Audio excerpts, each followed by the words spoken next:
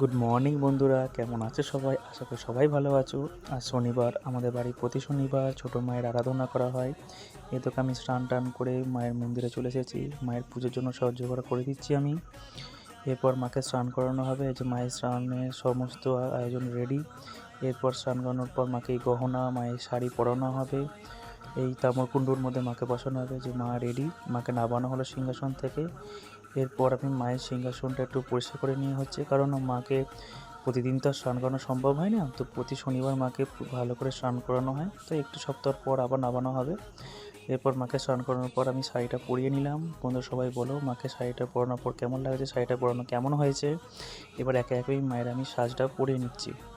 প্রতিটা সাজ মাকে আমি সাজাবো একে একে, গহনা দিয়ে, হার, সব কিছু দিয়ে মাকে আমি আস্তে আস্তে সাজাবো। তোমরা দেখতে থাকো। এটা আমাদের বাড়ির ছোটো মা, এনার পুজো প্রতি শনিবার হলেও কি হবে, এনার বাৎসরিক পুজো হয় জ্যৈষ্ঠ মাসে দশহরার দিন। এনাকে আমরা বাড়ির সবাই মিলে ছোটো মায়ের নামে পরিচিত।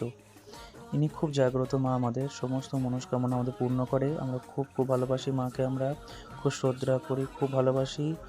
তোমাদেরও কোনো মনস্কামনা যদি পূর্ণ করার থাকে অবশ্যই মাকে মন থেকে তোমরা ডেকো। মাকে শুধু একবার তোমরা মন থেকে ডেকো, অবশ্যই তোমাদের মনস্কামনা সত্যি পূর্ণ হবে। আমার মায়ের সাজ কমপ্লিট। এবার তোমরা বলো মাকে কেমন লাগছে।